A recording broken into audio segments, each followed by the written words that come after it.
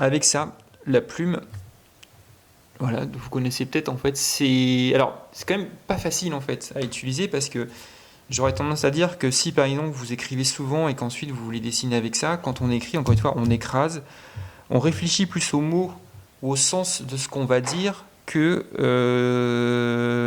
porter à l'attention du trait de son écriture. Je ne sais pas si je me suis fait comprendre. Par exemple, si je veux écrire là, donc je pose ma main, j'écris là rapidement.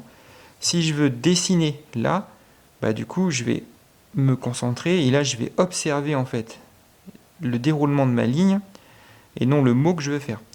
Par exemple, quand on est sur cet outil ici, si vous appuyez trop fort, ça ne marche pas en fait. On peut pas écrire ou dessiner.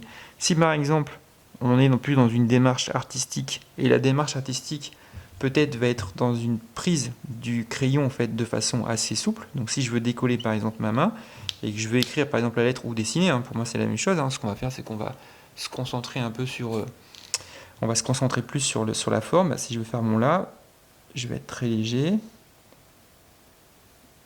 Je monte, je peux même bloquer en fait ma respiration et en fin de compte, je vais être plus dans voilà, non pas dans la définition d'écrire en fait le mot et de comprendre le mot, mais plus dans le fait de suivre en fait la courbe.